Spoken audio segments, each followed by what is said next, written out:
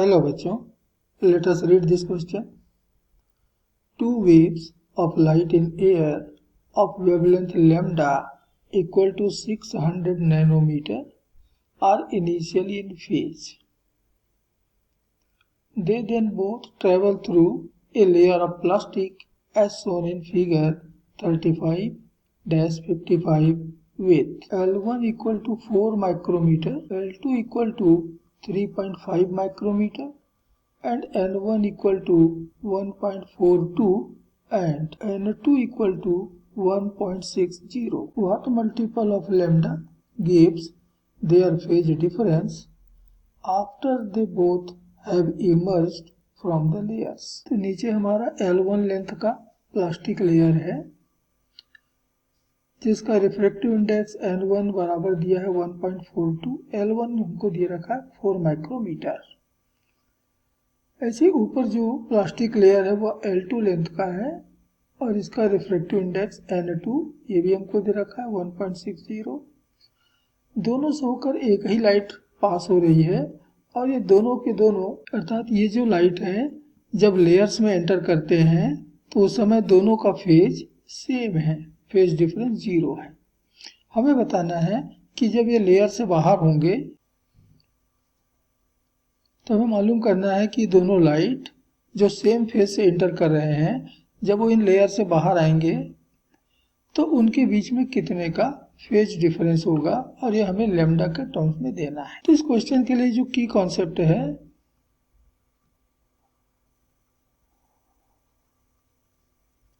वो है इंटरफेरेंस।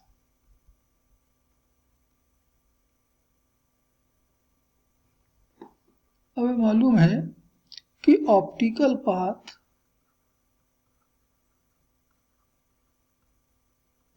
मतलब होता है equivalent distance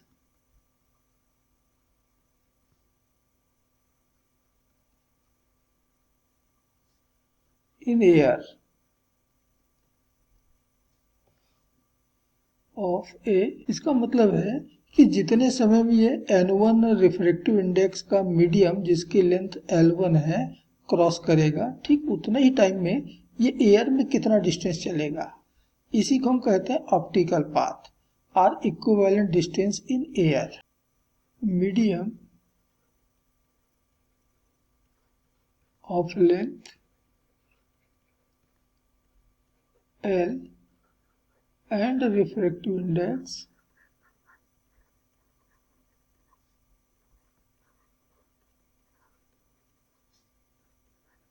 N is equal to N into L। इतना ऑप्टिकल पाथ होता है and therefore optical path first wave x1 बराबर होगा N1 L1 and similarly the optical path of second wave मान लेते हैं x2 मिल रहा है तो बराबर होगा N2 रिफ्रैक्टिव इंडेक्स है और L2 उसकी थिकनेस है। तो उनका फेज डिफरेंस निकालना है तो सबसे पहले तो हम जरा उनका पाथ डिफरेंस निकाल लें एंड देयरफॉर पाथ डिफरेंस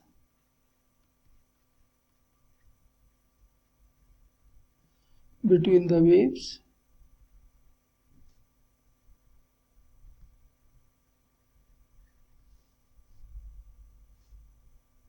ये हो जाएगा x1 माइनस x2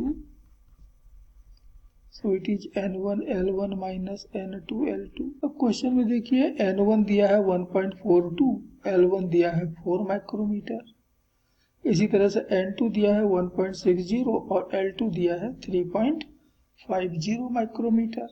ये सारे वैल्यू इसमें रख लेते हैं तो हमें पाथ डिफरेंस डेल्टा x बराबर मिल रहा है N1 ये दिया है 1.42, L1 दिया है 4 माइक्रोमीटर में रहने दें माइनस N2 दिया 1.60 और L2 दिया है 3.5 माइक्रोमीटर में। ये मिल रहा है 5.68 माइनस 5.6 अर्थात 0.08 ध्यान देना कि ये माइक्रोमीटर में है। और मान लेते हैं कि let delta x is equal to n times of lambda. इसका मतलब हुआ कि n is equal to delta x upon lambda, तो हो गया 0.08। ये माइक्रो में है इसलिए 10 का पावर -6। और वेवलेंथ ऑफ लाइट हमको दे रखा है, ये हमको दे रखा है 600 नैनोमीटर।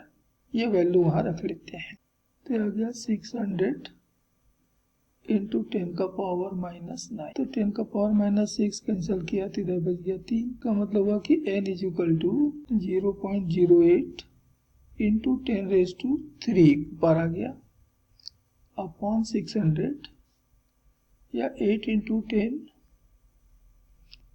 अपॉन 600। ये 0 तो कैंसल, 4 से कैंसिल किया तो 2 बार 15, तो हमको मिल रहा है 2/15 times. And therefore phase difference is equal to n lambda, अर्थात 2/15 टाइम्स ऑफ लैम्डा। इतने का फेज डिफरेंस हमको वहां पर मिलेगा। और ये हमारा इस क्वेश्चन का answer. Hope you understood it well. Best of luck.